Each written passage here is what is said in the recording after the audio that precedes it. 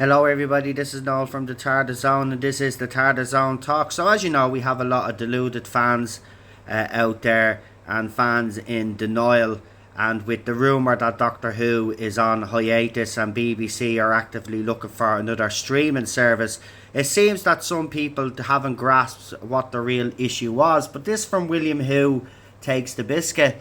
The Disney deal has been the worst decision ever. But to be fair, they made the deal at the worst time ever, when Disney was obsessed with Disney Plus and wanted lots and lots of content. But now they are moving back to cinemas and focusing less on streaming with lots of cuts. Now, I want to address this. The Disney deal was not a bad deal to be done. You were handed 100 million, right, to do 2 seasons of Doctor Who and to do a spin-off. And if that was successful, then Disney more than likely actually would have renewed the deal. And when the deal was done, you are right on one aspect, that Disney were moving towards more content on Disney Plus. The problem is that the more content and their own content was absolute boil and crap. And this is the real issue here. It's not that the Disney deal was the worst decision ever. They were BBC or whoever was handed 100 million for Doctor Who to produce. Disney gave them 100 million to produce Doctor Who. That's not a bad deal. That's not a bad deal. See, if RTD had actually done his job properly, and this is what yous are all still in denial about, yous all think that the RTD did a great job or did a decent job.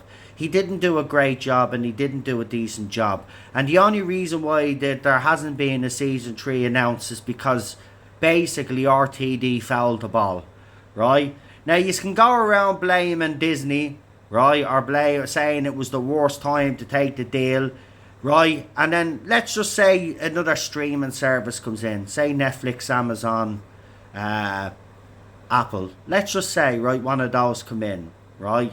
And we still have the same shit Doctor Who, and then yous are all still scratching your heads why it didn't work with that streaming service. The bottom line is that Doctor Who is in the position that it's in because it's not being looked after.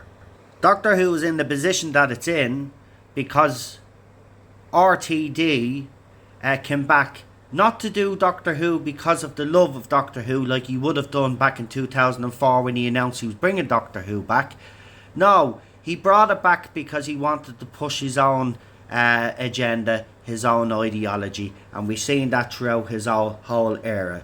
So this is the reason why Doctor Who actually failed on Disney. It's not Disney's fault that they handed 100 million to an idiot who didn't produce, right? It's not their fault that they gave RTD all the tools, right, to give them the best version of Doctor Who that anybody could have seen, right, only for RTD to mess it up. This is the denial in the Doctor Who fandom which needs to stop.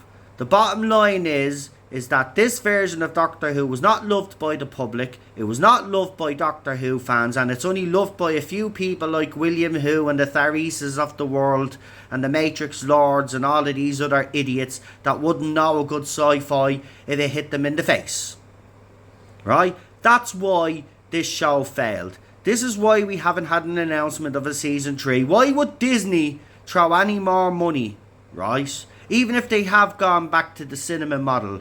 But with that money spent, right, 100 million, Disney were serious about Doctor Who, right?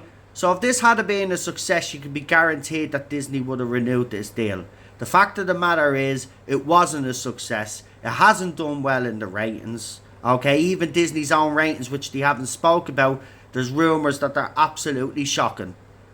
Right? They're absolutely shocking. Right? RTD and all of the people he brought on board are responsible for this deal going pear-shaped, and are responsible for the fact that Disney have said, you know what, thanks but no thanks.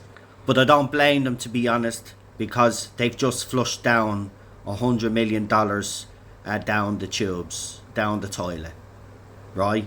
So this delusion blaming everybody else for the failure of Doctor Who, blaming fans for not liking it, blaming the public, calling them names, you know, is not going to work anymore. The bottom line is, if you want Doctor Who to succeed moving forward, RTD and anybody that's worked on the show since it's come back in 2005 should not work on this show ever again.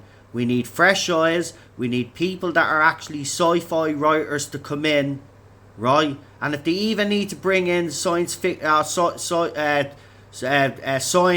help them with some of the dialogue and the timey-wimey stuff and all of this, that's what they should be doing, getting in experts. That's what good science fiction shows does.